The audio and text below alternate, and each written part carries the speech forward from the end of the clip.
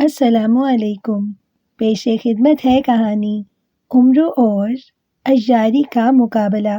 عمرو سردار امیر حمزہ کے دربار سے واپسی پر جیسے ہی اپنے مکان میں داخل ہوا، ایک ملازم نے جلدی سے آگے بڑھ کر اسے سلام کیا۔ خواجہ، آپ کی بیگم آپ کو یاد کر رہی ہیں۔ انہوں نے حکم دیا ہے کہ جیسے ہی آپ واپس آئیں، آپ کو فوراً زنان خانے میں بھجوا دیا جائے۔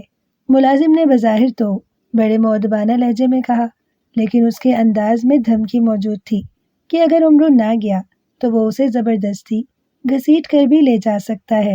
کیا ہوا بیگم کو؟ کہیں نصیب دشمنا؟ طبیعت تو خراب نہیں اس کی؟ عمرو نے پریشان ہوتے ہوئے کہا۔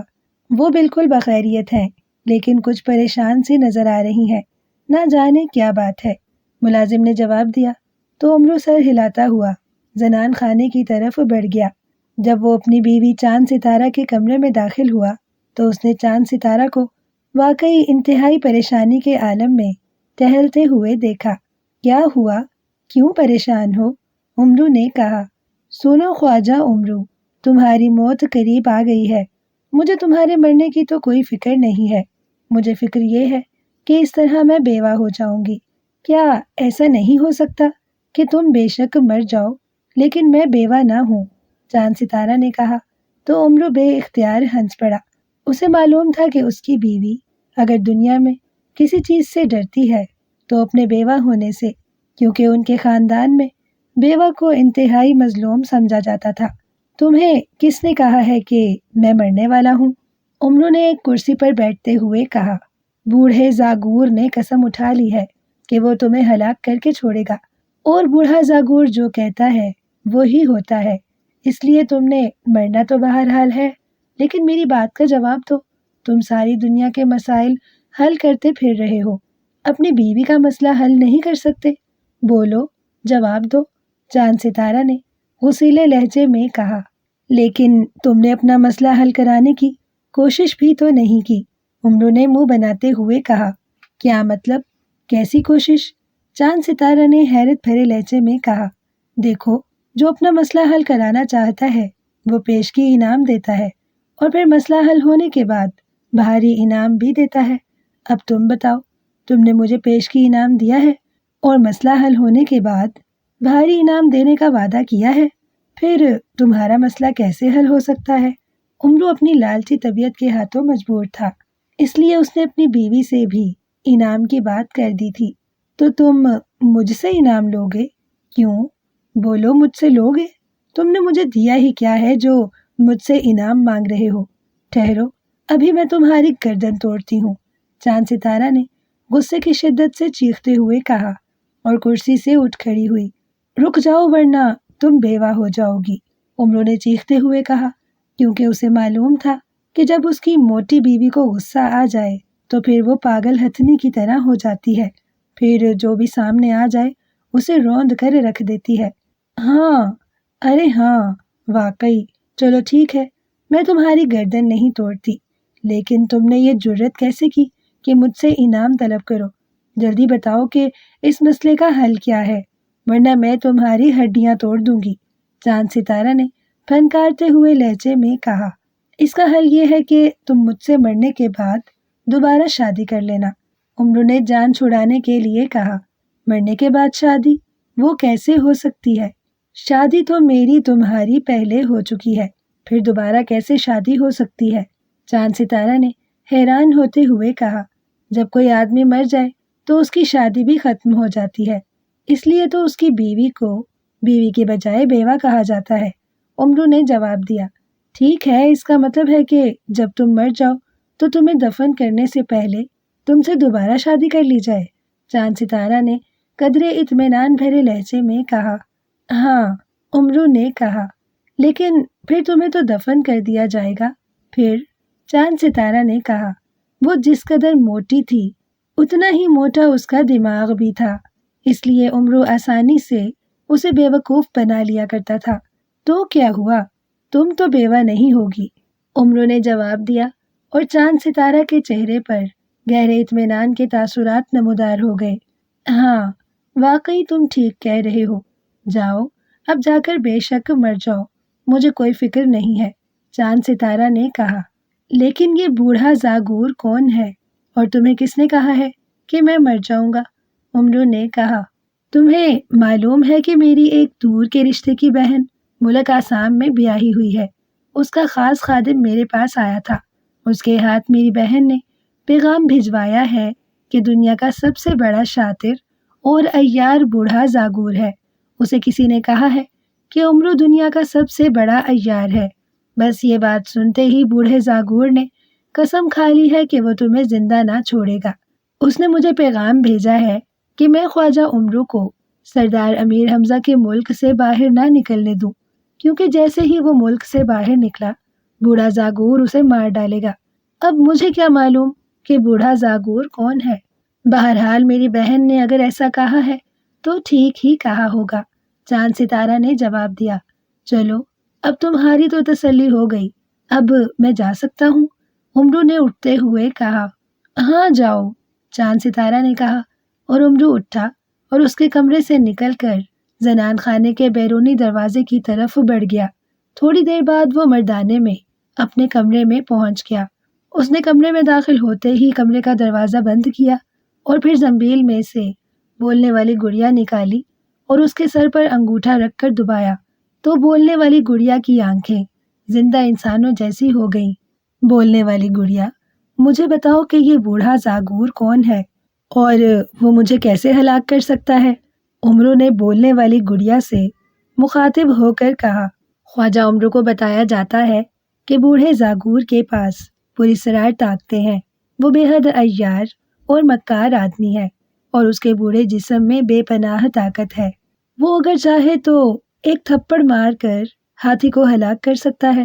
اور خواجہ امرو کو یہ بھی بتایا جاتا ہے کہ یہ بوڑھا زاگور جب کسی بات کی قسم کھا لے تو البتہ وہ اپنی قسم کو ہر صورت میں پورا کرتا ہے، اور اس نے خواجہ امرو کو مارنے کی قسم اٹھا لی ہے، اس لیے اب خواجہ امرو کی موت یقینی ہے۔ بولنے والی گڑیا نے کہا تو امرو کی آنکھیں حیرت سے پھیلتی چلی گئیں۔ تمہارا مطلب ہے کہ وہ مجھے مارنے میں کامیاب ہو جائے گا؟ لیکن کیسے؟ امرو نے حیران ہوتے ہوئے کہا۔ ہاں ایسا ہی ہوگا، کیونکہ بوڑھے زاگور نے قسم کھا لی ہے۔ البتہ وہ سردار امیر حمزہ کے ملک میں داخل نہیں ہو سکتا، ورنہ اس کی پراسرار طاقتیں ختم ہو جائیں گی۔ لیکن تم جیسے ہی سردار امیر حمزہ کے ملک سے باہر جاؤ گے وہ تم پر جھپٹ پڑے گا اور تمہیں ہلاک کر دے گا۔ بولنے والی گڑیا نے جواب دیا۔ میں اس سے کیسے بچ سکتا ہوں؟ امرو نے کہا۔ اس بوڑھے زاگور کی ایک اکلوتی بیٹی ہے جس کا نام گلنار ہے۔ وہ شہزادیوں کی طرح خوبصورت ہے اور شہزادیوں کی طرح ہی رہتی ہے، اس لیے سب اسے شہزادی گلنار کہتے ہیں۔ اگر وہ چاہے تو اپنے باپ کو منع کر سکتی ہے، ورنہ اور کسی میں جرأت نہیں ہے کہ وہ اسے منع کر سکے۔ بولنے والی گڑیا نے جواب دیا۔ شہزادی گلنار کہاں رہتی ہے؟ امرو نے پوچھا۔ وہ ملک توران کے شہزادے جاکوش کی بیوی ہے اور وہیں شاہی محل میں رہتی ہے۔ بولنے والی گڑیا نے جواب دیا۔ لیکن کیا میں خود اس بوڑھے زاگور کو ہلاک نہیں کر سکتا؟ امرو نے کہا۔ نہیں، اس لیے کہ وہ جادوگر نہیں، اس لیے تمہاری چیزیں اس کے خلاف تمہاری کوئی مدد نہیں کر سکتی۔ وہ تم سے زیادہ عقل مند اور زیادہ بڑا عیار ہے، اس لیے وہ تمہاری عیاری کے جال میں بھی نہیں پھنس سکتا۔ پھر وہ تم سے جسمانی لحاظ سے بھی ہزاروں لاکھوں گنا زیادہ طاقتور ہے۔ اس کے علاوہ اس کے پاس ایسی پراسرار طاقتیں ہیں جن کا تمہارے پاس کوئی توڑ نہیں۔ کیونکہ وہ جادوگر نہیں ہے، اس لیے تمہاری مقدس چیزیں بھی اس کے خلاف استعمال نہیں ہو سکتی۔ بولنے والی گڑیا نے جواب دیا۔ لیکن میں اس کے ہاتھوں مرنا نہیں چاہتا، اس لیے تم اس کا کوئی حل بتاؤ۔ امرو نے کہا۔ میں نے بتایا تو ہے کہ اس کی بیٹی اگر چاہے تو وہ تمہیں زندہ چھوڑ سکتا ہے، ورنہ نہیں۔ بولنے والی گڑیا نے جواب دیا۔ لیکن تم نے خود ہی تو بتایا ہے کہ اگر میں ملک سے باہر گیا تو وہ مجھے پکڑ لے گا، پھر میں اس کی بیٹی کے پاس کیسے جا سکتا ہوں؟ امرو نے کہا۔ تم اپنی بیوی چاند ستارہ کو اس کے پاس بھیجو، ہو سکتا ہے کہ تمہاری بیوی اگر اس کی منت سماجت کرے تو وہ اپنے باپ سے کہہ دے۔ بولنے والی گڑیا نے جواب دیتے ہوئے کہا۔ میری بیوی تو کبھی بھی نہیں جائے گی۔ اور نہ ہی منت کرے گی۔ کوئی اور حل بتاؤ۔ عمرو نے کہا، اور کوئی حل نہیں ہے، تم مرنے کے لیے تیار رہو، بولنے والی گڑیا نے کہا، اور اس کے ساتھ ہی اس کی آنکھیں بے نور ہو گئیں۔ عمرو بے حد پریشان ہوا۔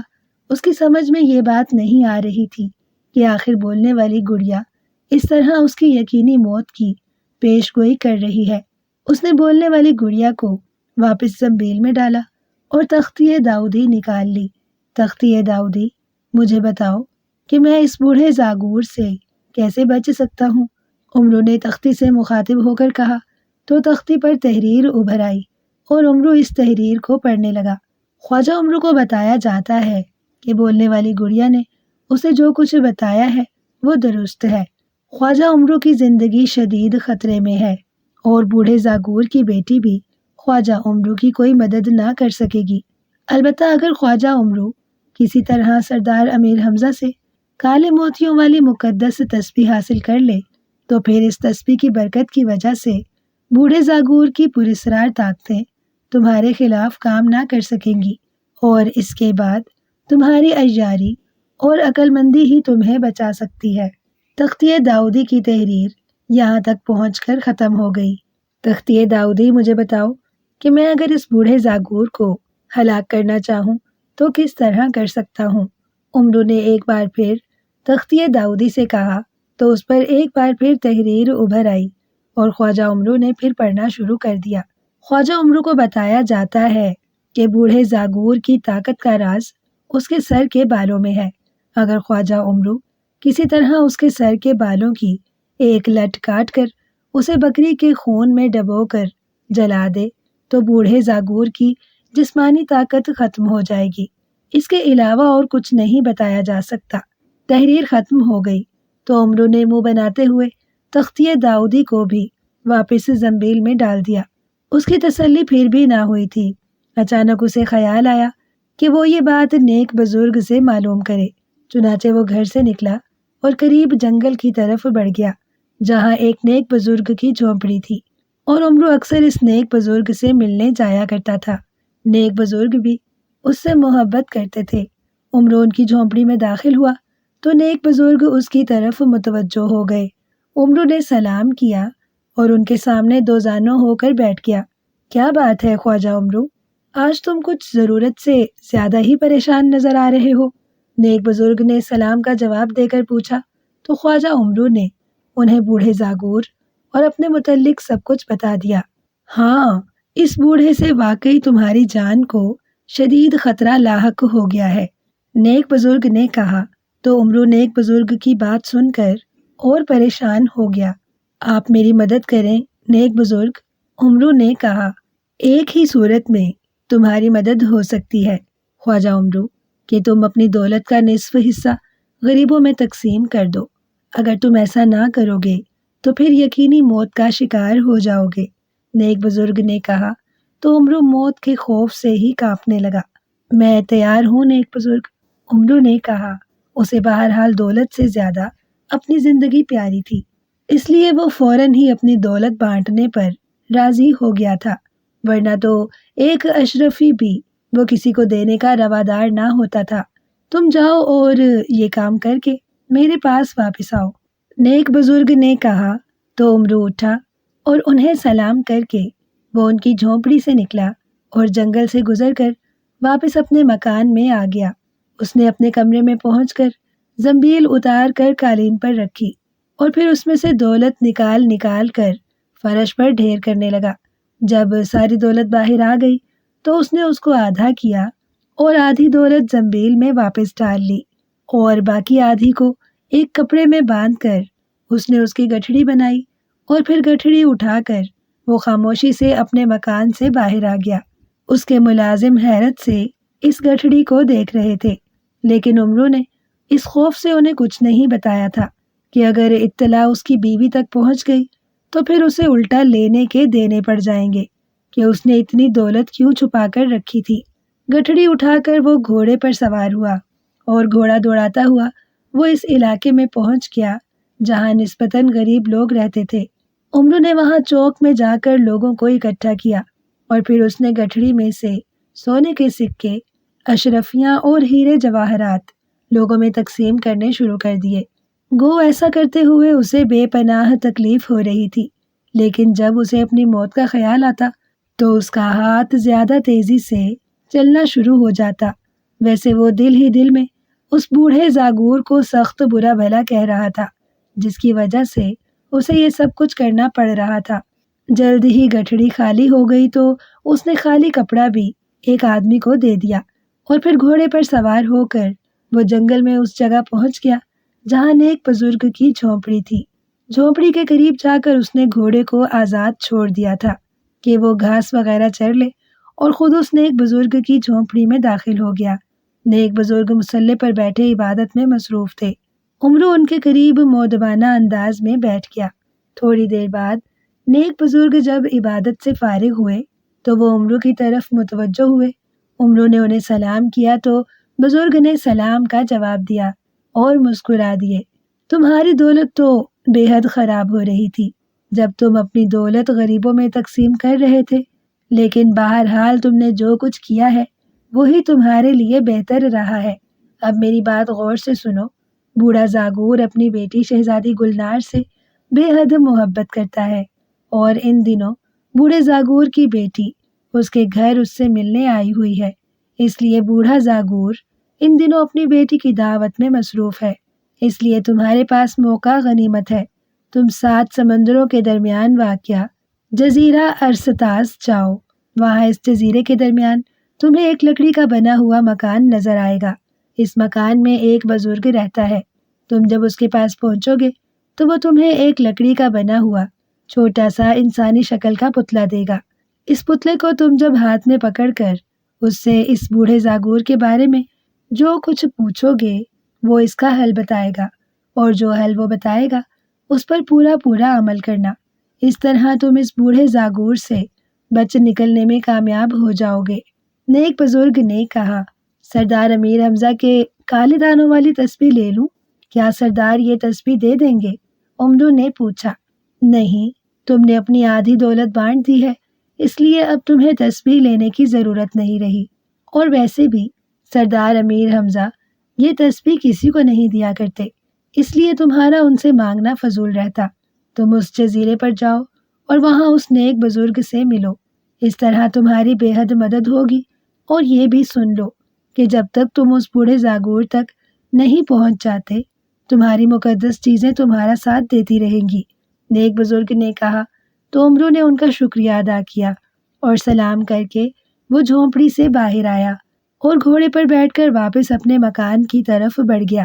مکان پر پہنچ کر اس نے گھوڑے کو تو استبل میں چھوڑا اور خود وہ اپنے کمرے میں آ گیا۔ اس نے لباس تبدیل کیا اور ایک بار پھر گھر سے نکل کر وہ پیدل ہی قریبی جنگل کی طرف بڑھ گیا۔ جنگل میں پہنچ کر اس نے زنبیل میں سے سنہری چپلیں نکالیں اور انہیں پیروں میں پہن کر اپنی جوتیاں اس نے زنبیل میں ڈال دیں۔ سنہری چپلوں، مجھے 7 سمندروں کے درمیان جزیرہ ارستاس پہنچا دو۔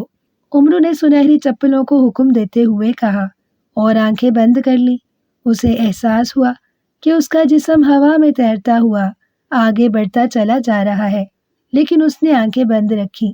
پھر کچھ دیر بعد جب اسے احساس ہوا کہ اس کے پیر سخت زمین پر موجود ہیں تو اس نے آنکھیں کھول دیں۔ اس نے دیکھا کہ وہ ایک چھوٹے سے جزیرے میں موجود ہے جس کے گرد دور دور تک پانی ہی پانی نظر آ رہا تھا۔ جزیرہ بے حد خوبصورت تھا۔ اونچے اور گھنے درخت، سرسبز جھاڑیاں، چہچہاتے ہوئے پرندے، پھول اور آبشاریں، سب کچھ بے حد حسین تھا۔ وہ جزیرے پر گھومتا رہا اور پھر اسے لکڑی کا بنا ہوا ایک مکان نظر آ گیا تو وہ سمجھ گیا کہ یہ اسی نیک بزرگ کا مکان ہے جہاں جنگل والے نیک بزرگ نے اسے بھیجا تھا۔ مکان کا دروازہ بند تھا۔ عمرو نے دروازے پر دستک دی۔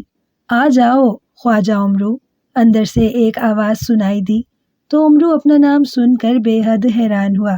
اس نے دروازہ کھولا اور اندر داخل ہو گیا۔ یہ ایک کافی بڑا کمرہ تھا جس کے درمیان لکڑی کا ایک تخت بچھا ہوا تھا جس پر ایک صحت مند بزرگ بیٹھے ہوئے تھے جن کی سفید داڑھی ان کی ناف تک آتی تھی۔ ان کی آنکھوں اور چہرے پر بے حد چمک تھی۔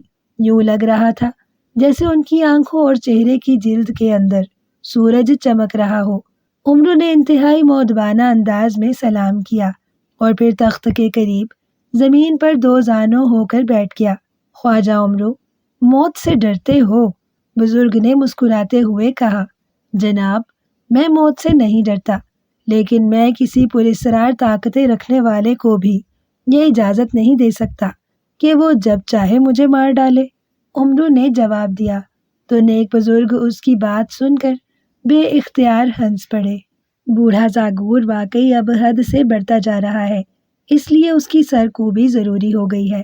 اگر تم میرے پاس نہ پہنچ جاتے تو پھر بوڑھا زاگور لامحالہ اپنے مقصد میں کامیاب ہو جاتا، لیکن اب میں تمہاری مدد کروں گا، لیکن میری مدد کے ساتھ ساتھ تمہیں اس بار اپنی عقل مندی سے بھی قدم قدم پر کام لینا ہوگا، کیونکہ بوڑھا زاگور بھی عیاری اور عقل مندی میں تم سے کم نہیں ہے۔ دراصل اس بار دو عیاروں کے درمیان مقابلہ ہے، جو زیادہ عیار ہوگا وہی فتح حاصل کرے گا، بزرگ نے کہا، اور اس کے ساتھ ہی انہوں نے تخت پر بچھی ہوئی چادر کا ایک کونا ہٹایا اور ایک چھوٹا سا لکڑی کا مجسمہ اٹھا کر انہوں نے خواجہ عمرو کی طرف بڑھایا۔ یہ مجسمہ انسانی شکل کا تھا۔ یہ ہے تو بے جان، لیکن اللہ تعالیٰ کے حکم سے یہ تمہارے سوالوں کے جواب دے گا، پھر جو کچھ یہ بتائے تم نے اس پر پورا عمل کرنا ہے۔ اب جاؤ اور اللہ کا نام لے کر اس بوڑھے زاگور سے مقابلہ کرو، اللہ تعالیٰ تمہیں فتح دے گا، بزرگ نے کہا۔ تو عمرو نے سلام کیا اور اٹھ کر اس لکڑی کے مکان سے باہر آ گیا۔ باہر آ کر اس نے اس لکڑی کے مجسمے کو ہاتھ میں پکڑ لیا۔ لکڑی کے مجسمے، مجھے بتاؤ کہ میں اس بوڑھے زاگور کو کس طرح شکست دے سکتا ہوں، عمرو نے کہا۔ تو لکڑی کے اس مجسمے کی آنکھوں میں ہلکی سی روشنی پیدا ہو گئی اور پھر اس کے منہ سے ایک باریک سی آواز نکلنے لگی۔ خواجہ عمرو، اس بوڑھے زاگور کی جسمانی طاقت کا راز اس کے بالوں میں ہے، لیکن وہ تمہیں اپنے بال کاٹنے نہ دے گا، اس لیے اس کی طاقت کا مقابلہ کرنے کے لیے تمہیں اپنے اندر بھی طاقت پیدا کرنی ہوگی، اور وہ طاقت اس طرح پیدا ہو سکتی ہے کہ تم کالے جنگل میں جاؤ اور وہاں اپنی تلوار سے کالے شیر کو ہلاک کرو، اور اسے ہلاک کرنے کے بعد اس کالے شیر کے خون کو ایک شیشی میں ڈال کر محفوظ کر لو۔ اس کے بعد تم سرخ صحرا میں جاؤ اور وہاں سرخ لومڑی کو تلاش کر کے اس کا شکار کرو، پھر اسے ہلاک کر کے اس کا خون بھی اسی شیشی میں ڈالو جس میں کالے شیر کا خون موجود ہے۔ جب یہ دونوں خون مل جائیں تو پھر تم یہ شیشی لے کر زرد پہاڑ پر جاؤ، وہاں سے زرد رنگ کا ایک عقاب کا بچہ پکڑو، پھر اس کی چونچ کھول کر اس کے منہ میں شیشی سے بھرا ہوا خون ڈال دو۔ اس کے بعد اس بچے کو چھوڑ دو۔ جب یہ اپنے گھونسلے میں جا کر بیٹھ جائے گا تو اصل عقاب آ جائے گا۔ اس کی چونچ میں ایک سیاہ رنگ کا موتی ہوگا، وہ یہ موتی اپنے گھونسلے سے باہر رکھ دے گا اور اپنے بچے کو پنجے میں اٹھا کر چلا جائے گا۔ تم نے وہ موتی اٹھا لینا ہے اور اس موتی کو کسی چشمے کے پانی سے دھو کر تم اسے اپنی زنبیل میں ڈال لینا۔ جب تک یہ موتی تمہاری زنبیل میں موجود رہے گا تمہارے جسم میں بے پناہ طاقت رہے گی اور تم اس بوڑھے زاگور کا جسمانی طور پر مقابلہ کر سکو گے۔ اس کے علاوہ جب تک یہ موتی تمہارے پاس ہوگا اس وقت تک بوڑھے زاگور کی پراسرار طاقتیں بھی تم پر اثر نہ کر سکیں گی، لکڑی کے مجسمے نے جواب دیتے ہوئے کہا۔ لیکن میں اسے شکست کیسے دے سکوں گا؟ عمرو نے بے چین ہو کر پوچھا۔ اس بوڑھے زاگور کے پاس ایک 7 رنگ کا ہیرا ہے، یہ ہیرا جب تک اس کے پاس موجود ہے اسے کوئی شکست نہیں دے سکتا، اور کوئی اس کی مرضی کے بغیر وہ ہیرا لے بھی نہیں سکتا، جبکہ بوڑھا زاگور تم سے سیاہ موتی حاصل کرنے کی کوشش کرے گا۔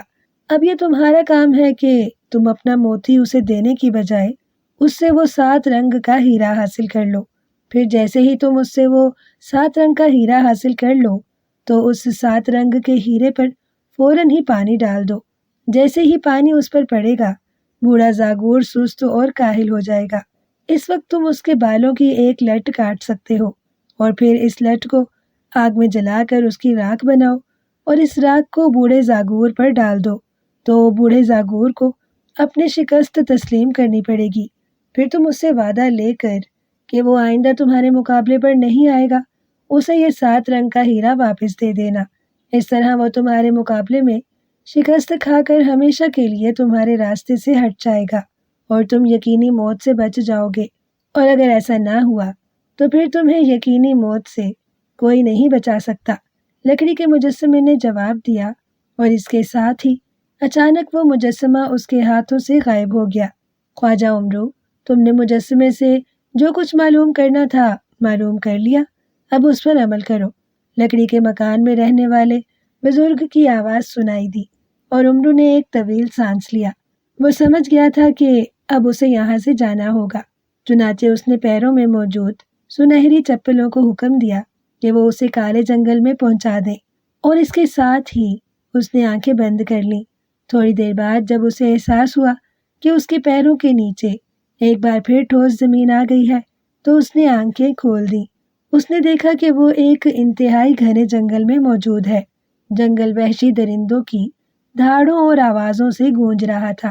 عمرو نے جلدی سے تلوار نکال لی، اور اس کے ساتھ ہی اس نے زنبیل میں سے جال داؤدی نکالا، اور پھر وہ ایک درخت پر اس طرح چڑھ کر بیٹھ گیا کہ نیچے سے گزرنے والے جانور پر آسانی سے جال پھینک سکے۔ تھوڑی دیر بعد درخت کے نیچے سے شیر، چیتے، ہاتھی، زیبرے، گینڈے اور بہت سے جانور گزرے، لیکن ان میں کالا شیر نہ تھا۔ لیکن چونکہ وہ درخت میں خوب جم کر بیٹھا ہوا تھا، اس لیے نیچے گرنے سے محفوظ رہا، اور پھر اسے دور سے ایک کالے رنگ کا شیر آتا ہوا دکھائی دیا۔ یہ شیر بے حد خوفناک اور طاقتور تھا، لیکن اس وقت شاید اس کا پیٹ بھرا ہوا تھا، اس لیے وہ آہستہ آہستہ چل رہا تھا، اور درخت کے نیچے آ کر اس نے ایک اور دھاڑ ماری، اور عمرو کو یوں محسوس ہوا جیسے درخت اس دھاڑ کی وجہ سے ابھی جڑ سے اکھڑ کر نیچے جا گرے گا، لیکن عمرو مضبوطی سے جمع بیٹھا رہا، اور اس کے ساتھ ہی اس نے بجلی کی سی تیزی سے ہاتھ میں پکڑا ہوا جال اس پر پھینک دیا۔ جال داؤدی نے اس طاقتور اور خوفناک شیر کو جکڑ لیا۔ شیر نے بے حد کوشش کی کہ اس جال کو توڑ کر نکل جائے، لیکن یہ عام جال تو نہ تھا، اس لیے باوجود کوشش کے وہ اس جال کو نہ توڑ سکا اور بری طرح پھنس کر رہ گیا۔ تو عمرو درخت سے اترا، اور اس نے ہاتھ میں پکڑی ہوئی تلوار کی مدد سے اسے جال کے اندر ہی ہلاک کر دیا۔ پھر اس نے زنبیل میں سے ایک بڑی سی خالی شیشی نکالی، اور کالے شیر کا خون اس نے اس میں بھر لیا، لیکن پوری شیشی بھرنے کے بجائے اس نے آدھی شیشی بھری، اور پھر اسے ڈھکن لگا کر اس نے اسے زنبیل میں ڈال لیا۔ شیر سے جال داؤدی علیحدہ کر کے اسے بھی اس نے زنبیل میں ڈالا، اور پھر اس نے آنکھیں بند کر لیں، اور پیروں میں موجود سنہری چپلوں کو حکم دیا کہ وہ اسے سرخ صحرا میں پہنچا دیں۔ تھوڑی دیر بعد جب اسے اپنے پیروں کے نیچے ریت محسوس ہونے لگی تو اس نے آنکھیں کھول دیں۔ اس نے دیکھا کہ وہ ایک صحرا میں کھڑا ہوا ہے۔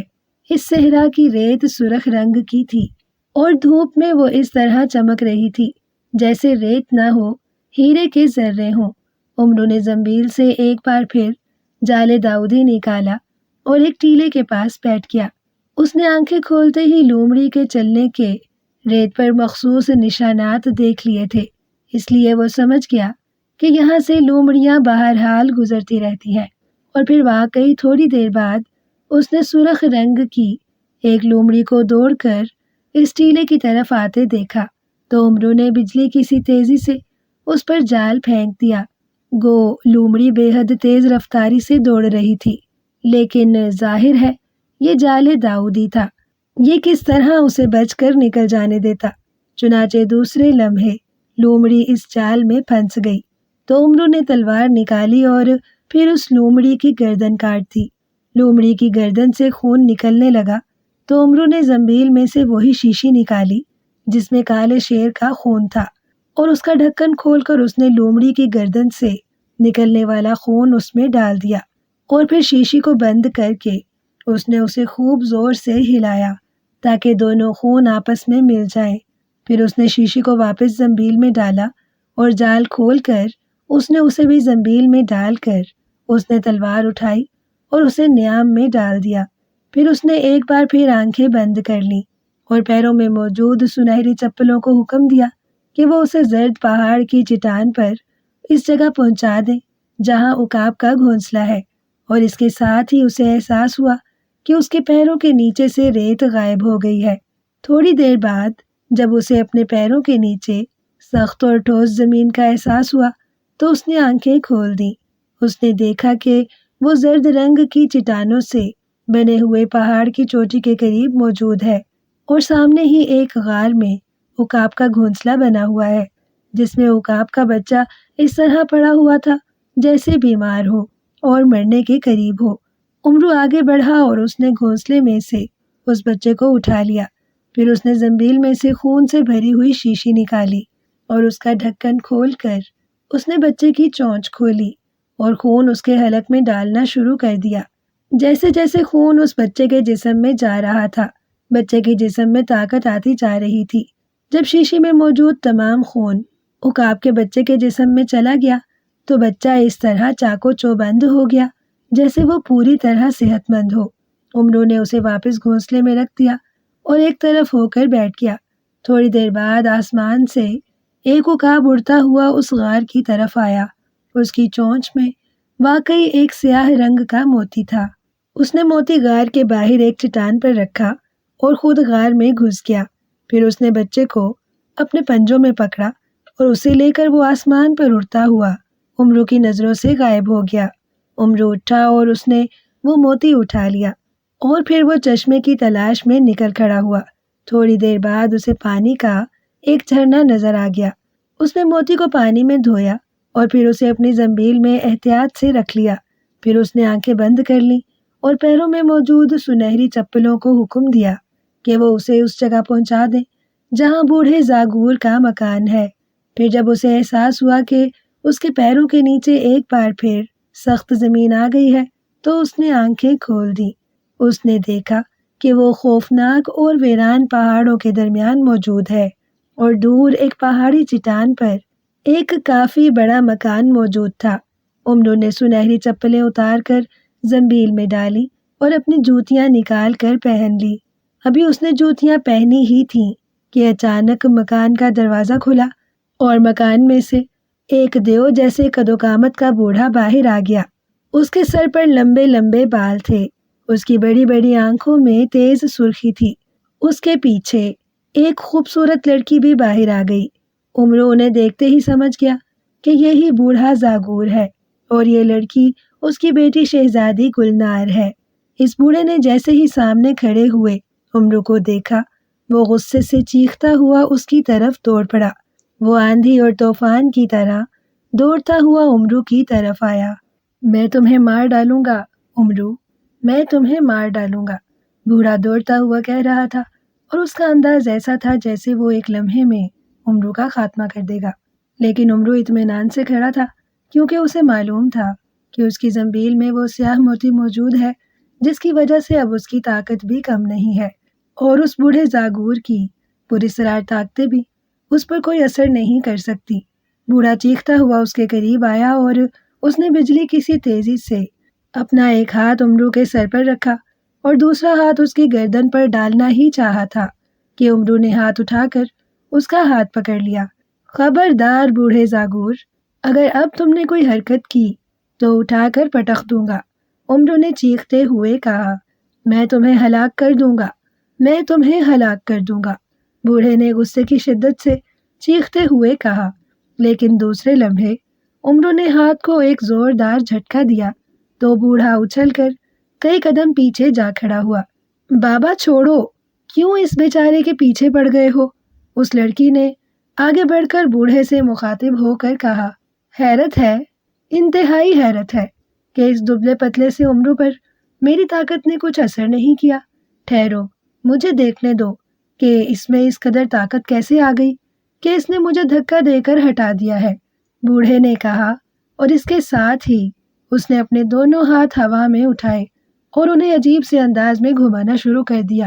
اوہ ہو، تو اس کے پاس سیاہ موتی ہے۔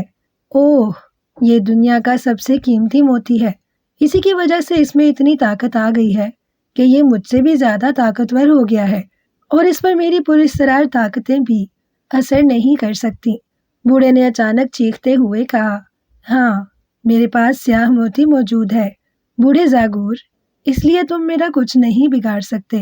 البتہ اب تم خود مرنے کے لیے تیار ہو جاؤ۔ تمہیں معلوم تو ہے کہ میں حکیم الحکماء ہوں۔ تمہاری میرے سامنے حیثیت ہی کیا ہے؟ میں نے تو اب تک تمہارا لحاظ اس لیے کیا ہے کہ تمہاری بیٹی شہزادی گلنار بہت اچھی لڑکی ہے۔ امرو نے کہا، تم مجھے ہلاک کرو گے؟ تمہاری یہ جرت۔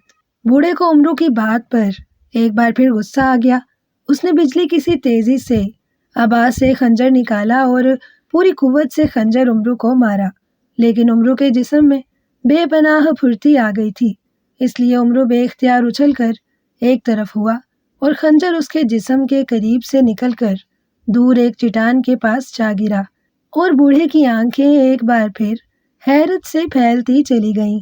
بابا، یہ امرو اس طرح آپ کے قابو میں نہیں آ سکتا، پہلے اس سے موتی حاصل کر لو، شہزادی گلنار نے اپنے باپ سے کہا تو اس کا باپ بے اختیار چونک پڑا۔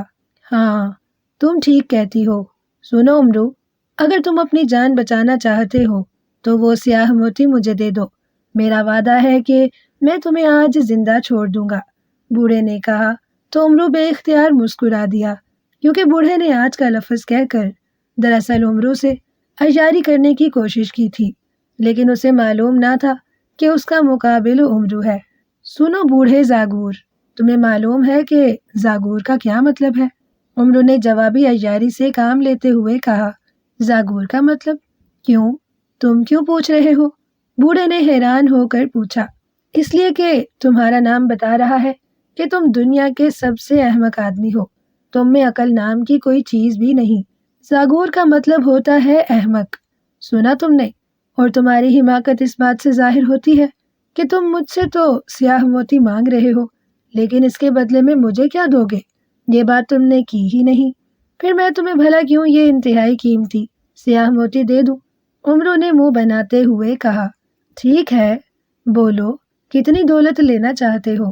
بوڑھے نے کہا، مجھے دولت نہیں چاہیے، کیونکہ جتنی دولت تمہارے پاس ہے اس سے زیادہ تو میری زنبیل میں موجود ہے۔ امرو نے جواب دیا، تو پھر تم کیا چاہتے ہو؟ بوڑھے نے کہا، صرف اتنا کہ تم مجھے مہمان بنا کر اپنے مکان میں لے چلو، مجھے کھانا کھلاؤ اور خود اپنے ہاتھوں سے میرے ہاتھ دھلواؤ، پھر میں سوچوں گا کہ تمہیں سیاہ موتی دوں یا نہیں۔ ویسے یہ بتا دوں کہ جب میری کوئی خدمت کرتا ہے تو پھر میں خوش ہو کر اسے سب کچھ دے دیتا ہوں۔ امرو نے کہا تو بوڑھا بے اختیار ہنس پڑا، تم واقعی عیار ہو، تم چاہتے ہو کہ میں تمہارے ہاتھ دھلواؤں تاکہ میں تمہارا ماتحت ہو جاؤں؟ نہیں، ایسا نہیں ہو سکتا، بوڑھے نے جواب دیا، وہ بھی امرو سے کم عیار نہ تھا۔ چلو تم نہ دھلوانا، اپنی بیٹی سے کہنا، وہ دھلوا دے گی، امرو نے جواب دیا۔ ایک شرط پر ایسا ہو سکتا ہے کہ تم وعدہ کرو کہ مجھے سیاہ موتی دے دو گے، بوڑھے نے کہا۔ ہاں، میرا وعدہ ہے کہ اگر تمہاری بیٹی میرے ہاتھ دھلوائے گی تو میں سیاہ موتی تمہیں دے دوں گا، امرو نے کہا تو بوڑھے نے خوش ہو کر فتح کا نعرہ مارا اور پھر وہ امرو کو ساتھ لے کر اپنے مکان میں آ گیا۔ وہ خوش تھا، بے حد خوش، کہ اس نے امرو کو اپنی عیاری سے احمق بنا لیا تھا۔ جاؤ بیٹی، پانی لے آؤ اور امرو کے ہاتھ دھلواؤ۔ تو اس کی بیٹی نے اس بات میں سر ہلا دیا اور پھر وہ پانی لے آئی، پھر اس نے امرو کے ہاتھ دھلوائے۔ اب تو تمہاری شرط پوری ہو گئی ہے، اب دو سیاہ موتی، بوڑھے نے کہا۔ دیکھو بوڑھے زاگور، تمہاری بیٹی نے میرے ہاتھ دھلوائے ہیں، اس لیے اب تمہاری بیٹی میری ماتحت ہو گئی ہے، میں اب پہلے اس کا خون پیوں گا پھر تم سے بات کروں گا، امرو نے کہا، اور اس کے ساتھ ہی اس نے شہزادی گلنار کی گردن اپنے ہاتھ میں پکڑ لی۔ شہزادی گلنار خوف سے بری طرح چیخنے لگی۔ اسے چھوڑ دو، اسے چھوڑ دو، بوڑھے نے بوکھلا کر چیختے ہوئے کہا۔ کیوں چھوڑ دوں؟ اس نے میرے ہاتھ دھلوائے ہیں، اب تو میں اس کا خون پیوں گا، امرو نے کہا۔ شہزادی گلنار خوف کی شدت سے مسلسل چیخ رہی تھی۔ سنو، میں تم سے موتی نہیں لیتا، میں تمہارے مقابل شکست تسلیم کر لیتا ہوں، تم میری بیٹی کو چھوڑ دو۔ بوڑھا اب بے بس ہو کر منتوں پر اتر آیا۔ ایک شرط پر چھوڑ سکتا ہوں کہ تم 7 رنگ کا ہیرا مجھے دے دو، امرو نے کہا تو بوڑھے نے جلدی سے اپنی عبا سے 7 رنگ کا ہیرا نکالا اور امرو کو دے دیا۔ امرو نے 7 رنگ کا ہیرا لیا اور لڑکی کی گردن چھوڑ دی۔ وہ دوڑتی ہوئی کمرے سے باہر چلی گئی۔ امرو نے وہی پانی اٹھایا جس سے لڑکی نے امرو کے ہاتھ دھلائے تھے اور پانی اس 7 رنگ کے ہیرے پر ڈال دیا۔ جیسے ہی پانی 7 رنگ کے ہیرے پر ڈالا، بوڑھا زاگور اس طرح لیٹ گیا جیسے اس کے جسم سے جان نکل گئی ہو۔ امرو نے جلدی سے زنبیل میں سے خنجر سلیمانی نکالا اور آگے بڑھ کر اس کے بالوں کی ایک لٹ کاٹ لی، اور پھر زنبیل میں سے آگ جلانے والی سلائی نکالی اور اسے فرش پر رگڑ کر اس نے آگ جلائی اور اس آگ میں اس کے بالوں کی یہ لٹ جلا دی۔ جب لٹ جل کر راکھ بن گئی تو امرو نے یہ راکھ بوڑھے زاگور کے جسم پر ڈال دی۔ اس کے ساتھ ہی بوڑھے زاگور نے ایک زوردار چیخ ماری اور اٹھ کر بیٹھ گیا۔ مجھے معاف کر دو، مجھے معاف کر دو، مجھے ہلاک نہ کرو، بوڑھے زاگور نے امرو کے سامنے ہاتھ جوڑتے ہوئے کہا۔ پہلے وعدہ کرو کہ اب تم مجھ سے کبھی مقابلہ نہیں کرو گے اور نہ مجھے ہلاک کرو گے، امرو نے خنجر لہراتے ہوئے کہا۔ تو بوڑھے زاگور نے فوراً ہی وعدہ کر لیا۔ بوڑھے نے مسکراتے ہوئے خنجر واپس زنبیل میں ڈال لیا اور بوڑھے کو اٹھا کر اس نے ایک کرسی پر بٹھا دیا۔ بوڑھے کے چہرے پر اب شکست کے تاثرات نمایاں تھے۔ اسی لمحے شہزادی گلنار اندر داخل ہوئی۔ کیا ہوا بابا؟ کیا ہوا؟ آپ نے چیخ کیوں ماری تھی؟ شہزادی نے دہشت بھرے لہجے میں کہا۔ بیٹھ جاؤ شہزادی گلنار، تمہارے باپ نے میرے سامنے شکست تسلیم کر لی ہے۔ اب میں نہ ہی تمہیں کچھ کہوں گا اور نہ تمہارے بابا کو، امرو نے کہا۔ تو شہزادی گلنار بے حد خوش ہوئی۔ بے حد شکریہ خواجہ امرو، میں تو پہلے ہی بابا کو سمجھاتی رہی ہوں کہ وہ تم سے مقابلہ نہ کرے۔ تم دنیا کے سب سے بڑے عیار ہو، تم نے ہزاروں لاکھوں جادوگروں کو اپنی عیاری سے ہلاک کر دیا ہے، شہزادی گلنار نے کہا۔ تو امرو بے حد خوش ہوا۔ ہاں، میں امرو عیار ہوں، عیار زماں ہوں، شعلہ فشاں ہوں، برق تپاں ہوں اور موت جادوگرہ ہوں، میرا مقابلہ کون کر سکتا ہے، امرو نے کہا۔